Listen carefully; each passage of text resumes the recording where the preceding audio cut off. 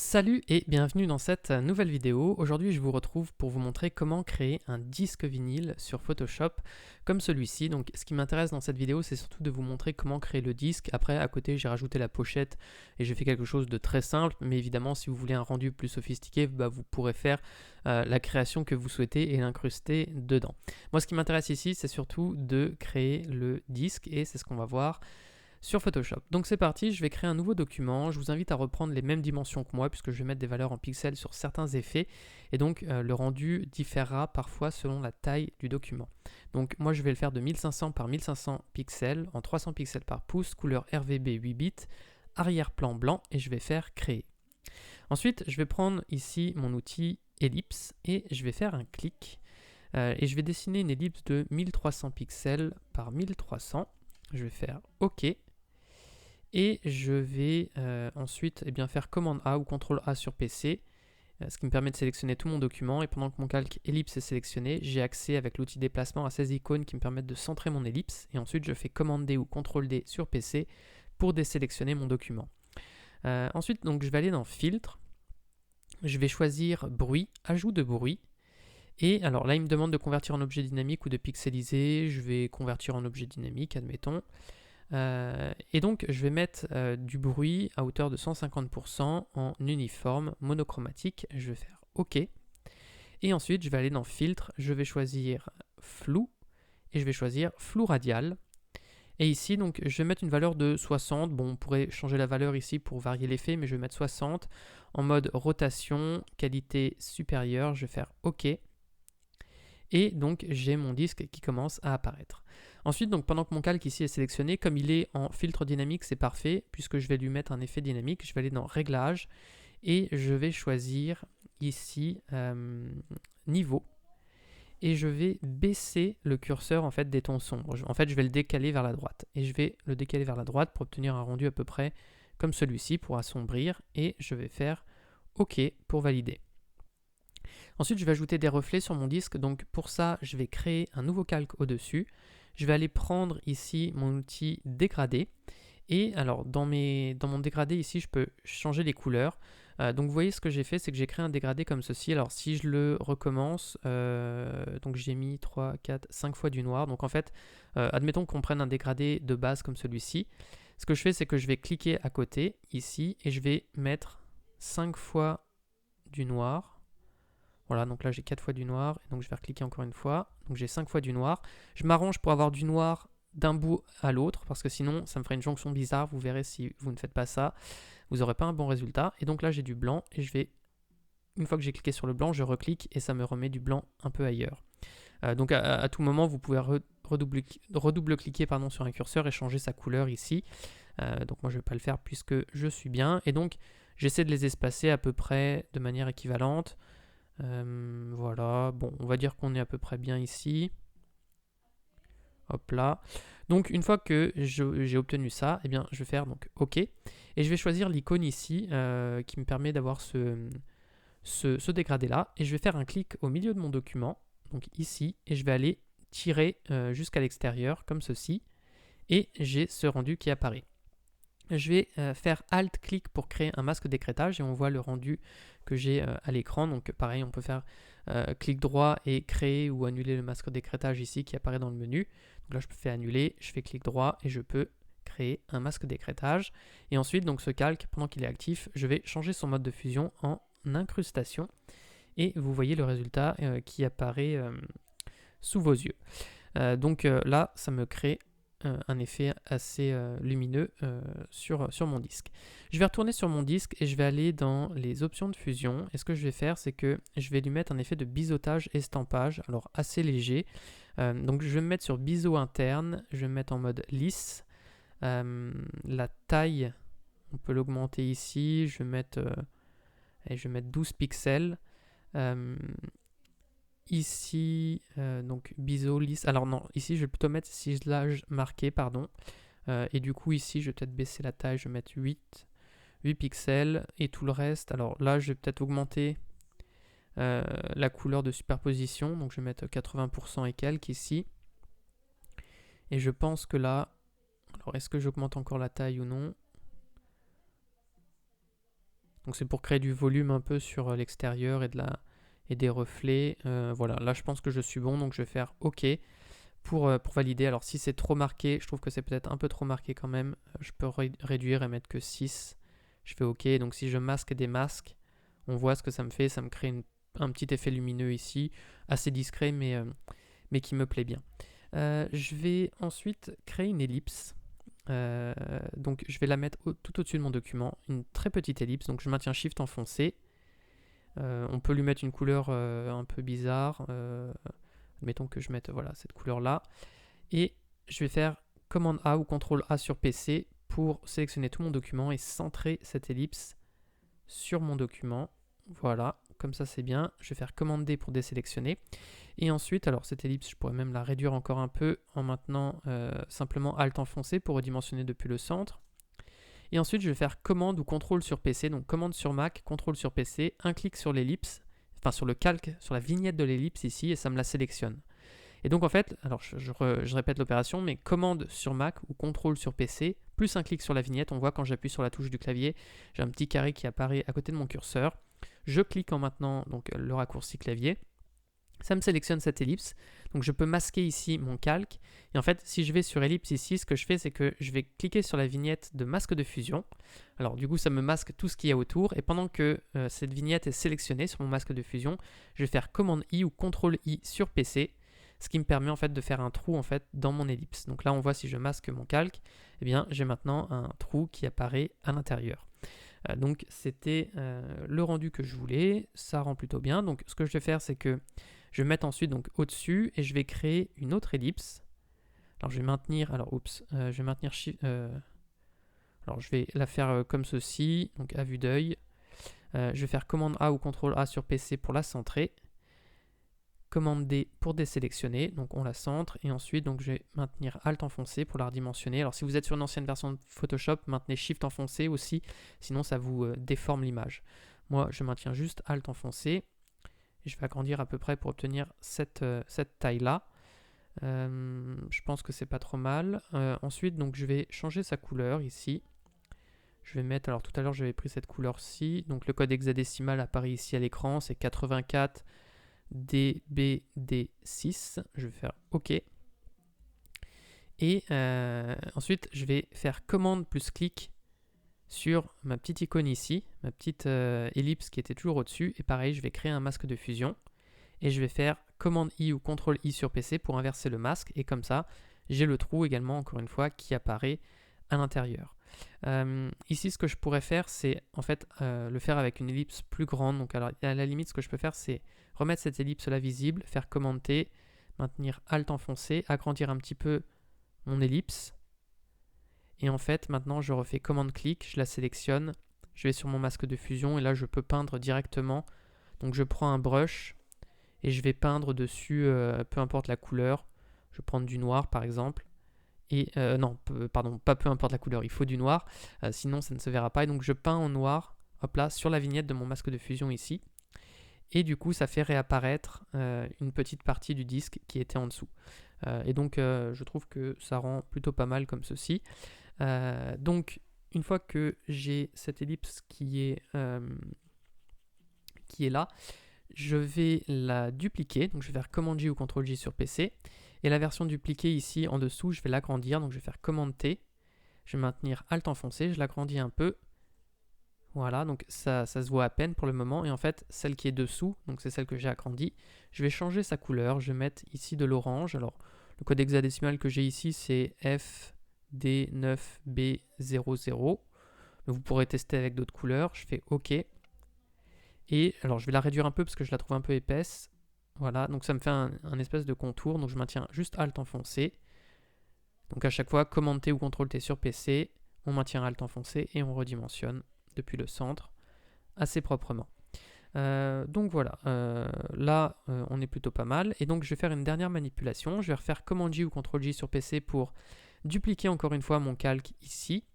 Et je vais faire commande T ou CTRL T sur PC pour l'agrandir. Là je l'agrandis voilà, assez nettement.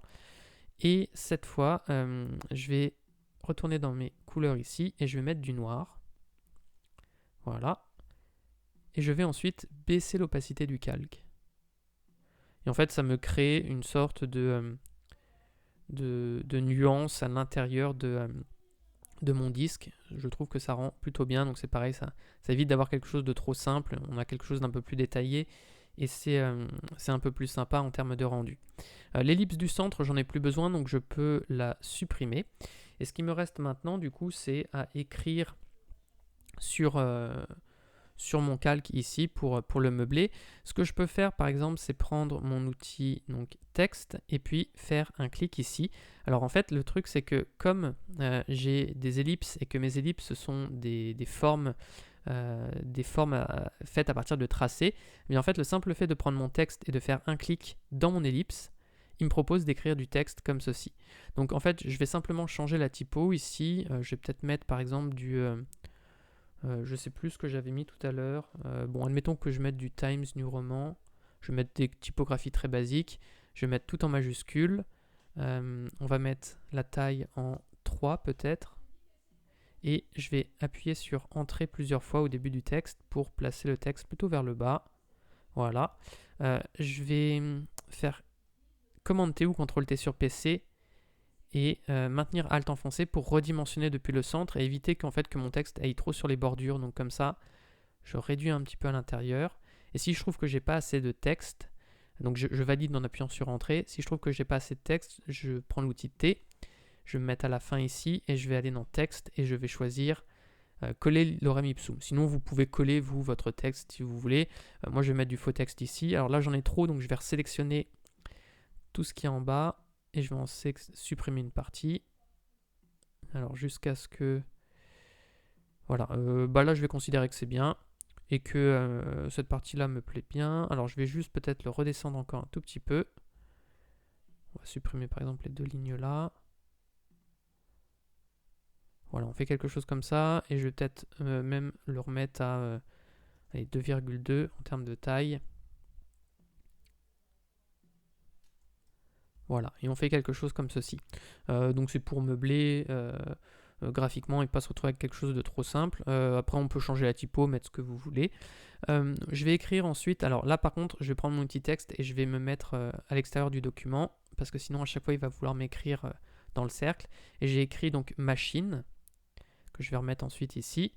Je vais faire Commande T ou CTRL T sur PC pour agrandir mon texte. Et donc ce texte là, alors par contre je vais le changer de couleur, donc on va prendre une couleur là et ensuite on va prendre une couleur un peu plus foncée comme ceci, et mon calque du dessous c'est pareil, je ne vais pas le mettre en noir, je vais prendre la pipette et recliquer ici pour avoir la même couleur à chaque fois. Voilà. Et donc ce calque là je vais le mettre en Great Vibes, donc je vous ai mis le lien de cette typographie en description. Je vais retirer l'effet tout en capital. On va faire Commande T ou CTRL T sur PC encore une fois pour agrandir notre texte. Je vais le placer à peu près comme ceci. Je peux faire Commande A ou CTRL A sur PC pour le centrer. Voilà, donc Commande D ensuite pour désélectionner. Et je peux le placer comme ceci. Et ensuite en dessous, je vais écrire Disco. Je vais faire Commande T ou CTRL T sur PC, agrandir encore une fois mon texte. Là, je vais prendre la typographie qui s'appelle Chunk 5. Voilà, là je vais tout mettre en majuscule. Et je vais agrandir le texte, donc toujours en maintenant Alt enfoncé. Voilà, là c'est plutôt pas mal. Je peux faire Commande A ou CTRL A sur PC pour être sûr qu'il soit centré.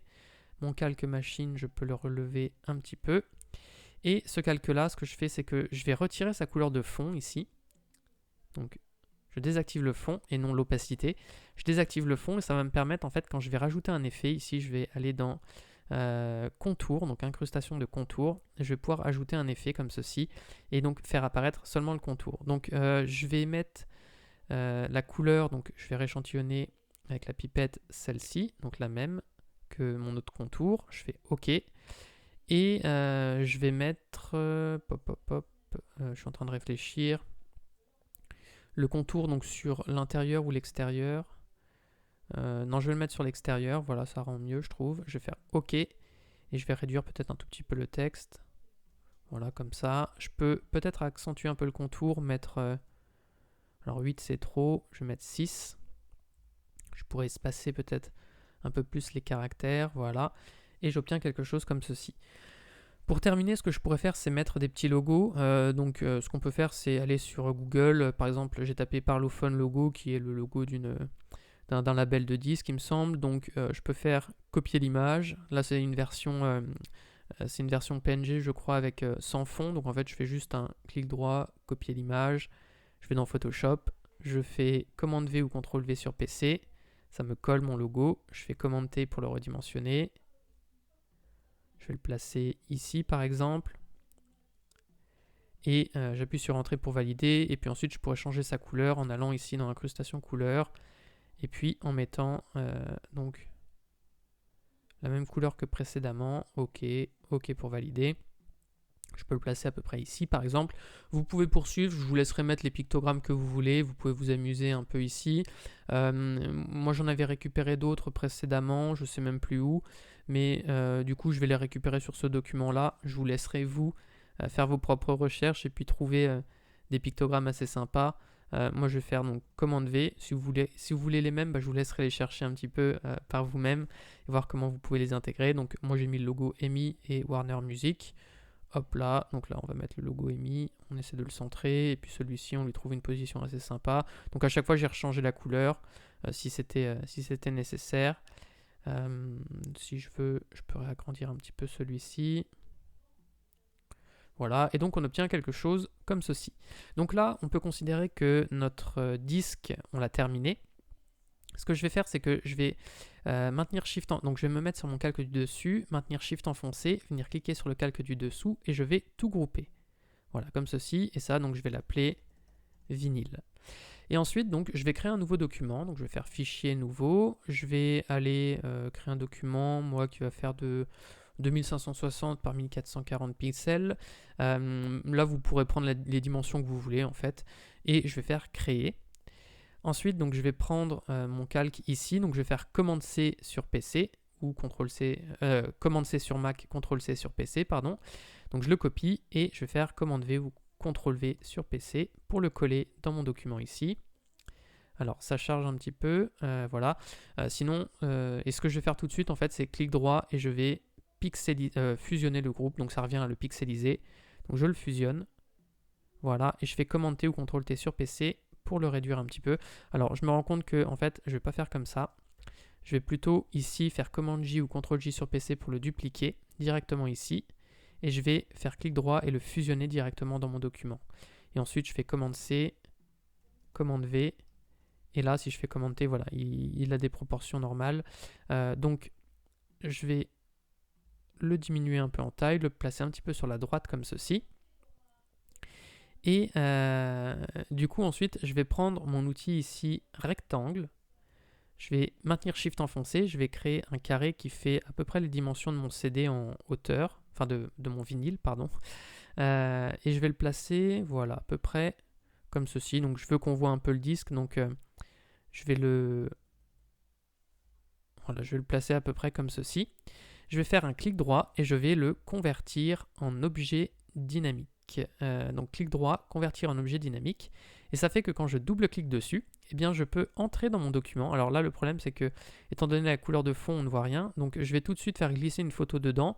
Donc moi, j'ai pris cette image, je la fais glisser dans mon document. Hop là. Et je vais l'agrandir et la centrer. Voilà, on va la mettre à peu près comme ceci. J'appuie sur Entrée pour valider.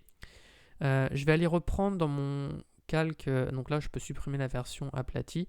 Je retourne dans vinyle et je vais prendre mes textes disco et machine. Je maintiens Shift enfoncé pour les sélectionner tous les deux. Je fais commande C pour les copier et je vais les coller ici. Voilà. Et je vais donc dans contour, je vais mettre du blanc. Je vais augmenter l'épaisseur aussi, on va mettre du 12, puisque je vais le faire 2 fois plus grand finalement le texte. Et là, donc dans machine, je vais changer la couleur et pareil, je vais mettre du blanc. Je sélectionne les deux textes en maintenant Shift enfoncé, commande T ou CTRL T sur PC. Et j'agrandis donc en maintenant Alt. Ça me donne quelque chose comme ceci. Alors si je trouve que le contour est trop épais, je peux le réduire et mettre que 10 par exemple. Je fais OK. Je pourrais rajouter un dernier texte, donc mettre par exemple Good Vibes juste en dessous. Admettons que ce soit le nom du groupe. Je vais faire OK. Là, on va se mettre en Helvetica Bold, par exemple. Voilà, on fait quelque chose comme ça. Je le mets par exemple dans la partie orange ici. Je fais commande S ou CTRL S, comme ça j'enregistre bien cette partie-là. Et je peux fermer ce document. Et donc à tout moment, ici en fait dans mon document, je peux redouble-cliquer, l'ouvrir et je me retrouve ici. Et donc simplement pour terminer, ce que je vais faire, c'est que je vais rajouter quelques petites ombres. Alors là, je peux maintenir les deux calques enfoncés, donc maintenir Shift enfoncé pour les sélectionner, les réduire un petit peu en maintenant Alt enfoncé. Voilà. Et donc, je vais me mettre entre les deux calques, créer un nouveau calque que je vais appeler ombre. Je vais prendre mon pinceau. Je vais prendre une couleur noire. Donc, je vais prendre du noir complet. Voilà. On va prendre un brush donc arrondi flou d'une dureté de 0%. En taille, on va se mettre par ici. Donc vers 150 pixels. Et je vais maintenir Shift enfoncé et peindre comme ceci sur un seul axe. Et ensuite, je vais prendre ma gomme. Pareil, je vais prendre un brush arrondi flou. Et je vais gommer en fait. Alors là, je peux prendre un brush plus grand. Donc je peux agrandir la taille de mon brush. Je fais un clic ici. Voilà, un clic par là pour réduire l'ombre. Et ensuite, je vais venir baisser l'opacité. Quelque chose comme ça. Je peux décaler mon ombre un petit peu vers la gauche s'il y a besoin. Donc comme ça nous crée une ombre de la pochette sur le CD. Qui rend assez bien. Et ensuite, je vais prendre mon outil, donc ellipse. Je vais me mettre tout en dessous dans ma pile de calque. Je vais cliquer au milieu ici. Je maintiens Alt enfoncé. Ça me permet de créer une ellipse depuis le centre. Je la fais très très aplatie. Quelque chose comme ça. Donc elle est noire. Si besoin, je retourne ici et je vérifie que je suis bien en noir. Je fais OK. Je vais ensuite dans Filtre, Flou, Flou gaussien. Voilà, flou gaussien. Donc là, je peux faire convertir en objet dynamique et je vais mettre 36 pixels, ça a l'air bien. Je fais OK. Ensuite, je peux la recentrer ou la resurélever si besoin. Je pourrais aussi la décaler plus comme ça vers la gauche. Ça rend un peu mieux. Et voilà, donc on a terminé notre mock-up avec notre disque vinyle. Donc j'espère que ce tutoriel vous aura plu. Si c'est le cas, je vous invite à mettre un like et à vous abonner à la chaîne. Et j'en profite aussi pour vous dire que j'ai créé une formation offerte de 3 heures pour vous aider à débuter sur Photoshop. Si ça vous intéresse, vous avez juste à cliquer sur le lien qui est dans la description pour rejoindre la formation. Sur ce, moi je vous dis à bientôt pour une prochaine vidéo.